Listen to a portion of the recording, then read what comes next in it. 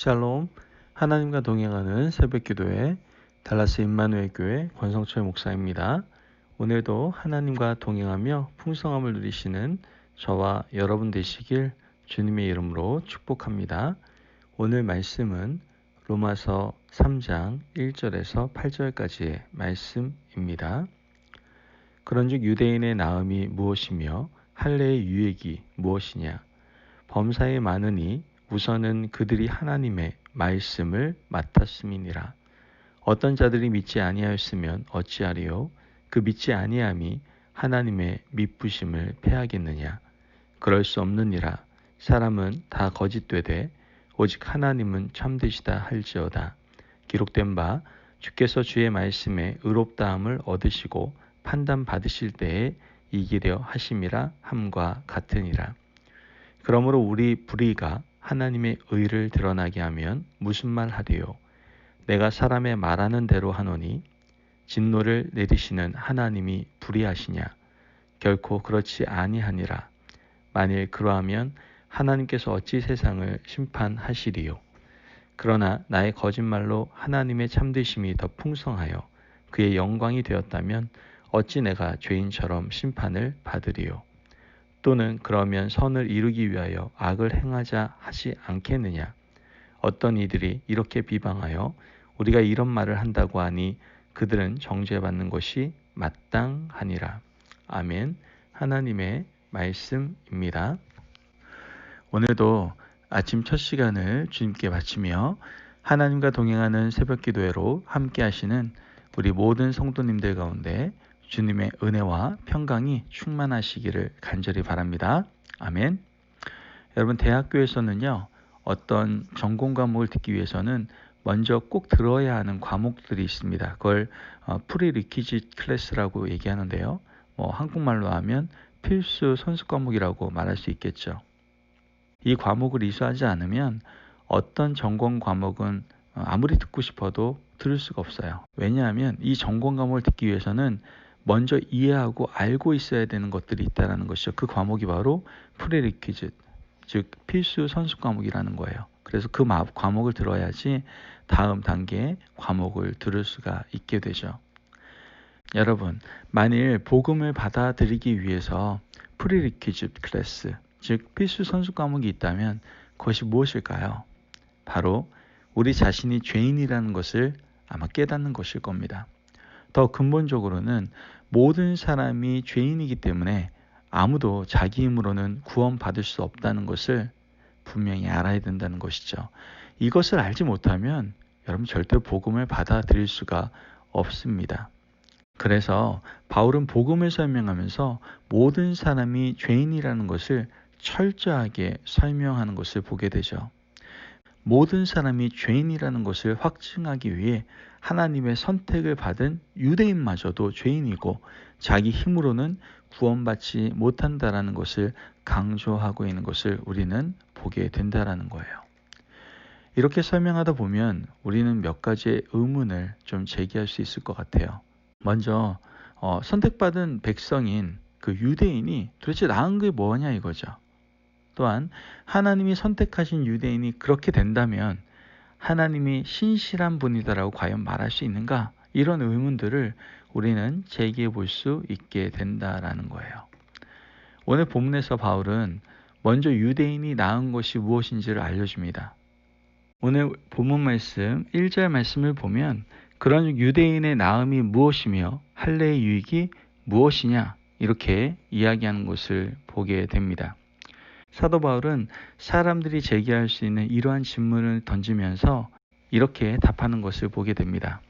여러 가지가 있으나 가장 중요한 것은 말씀을 맡은 것이다라고 이야기를 하고 있죠. 하나님은 세상의 구원을 위해서 무엇을 주셨어요? 말씀을 주셨습니다. 율법도 여기에 포함되어 있죠. 그런데 그 말씀을 누구에게 주신 거예요? 유대인을 통해서 주셨어요. 다른 사람들은 유대인을 통해서 말씀을 받아야 한다라는 것이죠. 유대인은 말씀을 먼저 받아서 자신도 하나님의 뜻대로 살고 세상에도 하나님의 뜻을 알려주는 귀한 사명을 감당할 수 있게 된 것입니다. 이게 얼마나 큰 축복입니까? 그런데 문제는 유대인이 말씀대로 살지 못했다라는 것이죠. 유대인이 실패했다면 하나님은 어떻게 되는 거예요? 하나님도 신실하지 못한 분이 되는 거 아닙니까? 그러면 다음과 같은 질문이 나올 수 있죠. 이런 하나님, 신실하지 않은 이러한 하나님을 과연 우리가 믿을 수 있는가? 이런 질문을 또한 던질 수 있겠죠. 여기에 대해서 바울은 하나님의 절대 주권을 들어 답변하고 있는 것을 우리는 보게 됩니다. 하나님은 절대자이십니다. 절대 주권을 가지신 분이다라는 것이죠. 모든 것이 하나님의 거예요. 그리고 하나님은 완전히 의로우신 분임을 분명히 이야기하고 있습니다. 이런 하나님의 절대적인 의는 사람이 죄를 짓고 실패한다고 손상받는 게 아니에요. 하나님은 참되시고 그냥 의로우실 뿐입니다. 오늘 본문 3절에 4절 말씀을 보면 어떤 자들이 믿지 아니하였으면 어찌하리요? 그 믿지 아니함이 하나님의 미쁘심을 패하겠느냐? 그럴 수 없느니라. 사람은 다 거짓되되 오직 하나님은 참되시다 할지어다. 기록된 바 주께서 주의 말씀의 의롭다함을 얻으시고 판단 받으실 때에 이기려 하심이라 함과 같으니라. 아멘. 여러분 말씀을 보면 이와 같이 사람의 죄는 오히려 하나님의 의를 더욱 드러나게 하는 것을 우리는 보게 됩니다. 5절 상반절 말씀을 봐도 그렇습니다. 그러나 우리 불의가 하나님의 의를 드러나게 하면 무슨 말 하리요? 이렇게 말씀하고 있거든요. 사람이 죄를 짓는데 어떻게 하나님의 의가 드러난다는 것이죠? 하나님이 죄인을 심판하심으로써 하나님의 의가 드러난다라고 말씀하고 있는 것이죠. 여기서 우리는 아주 중요한 진리 한 가지를 알 수가 있게 되죠. 여러분, 우리가 무엇을 하고 안 하고의 문제가 아닙니다. 우리가 세상에서 무슨 짓을 해도 하나님의 의는 드러나고 하나님은 영화롭게 될 것입니다. 우리가 하나님을 믿고 의롭게 살아서 하나님의 구원을 받아도, 우리가 죄를 짓고 하나님의 벌을 받아도 하나님이 영화로우신 분이라는 것은 여러분 절대로 변하지 않습니다.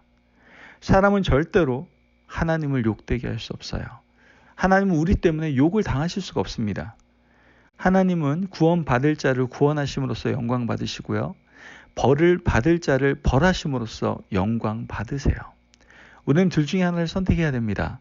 구원받고 하나님을 영화롭게 할 것인지, 파멸당하고 하나님을 영화롭게 할 것인지, 우리는 분명 둘 중에 하나의 선택을 해야 된다는 것이죠. 오늘은 유대인이 하나님의 선택과 특별한 은혜를 받았음에도 죄를 지어서 구원에서 멀어졌다는 것과 그런 심판을 통해서 하나님은 영광 받으신다는 것을 우리로 하여금 깨닫게 해주고 있는 것이죠. 이 말씀은 여러분 우리에게도 큰 경고가 됩니다. 우리도 말씀을 받았거든요. 율법보다 귀한 복음을 받았어요. 그러나 우리가 복음을 받았음에도 불구하고 복음을 바로 믿지 못하고 잘못된 신앙생활을 한다면 여러분 구원에서 멀어질 수 있습니다. 복음으로 세상을 구원하지 못하고 오히려 우리 악한 모습으로 세상의 시험거리가 된다면 우리도 구원은커녕 영벌을 받을 수도 있어요.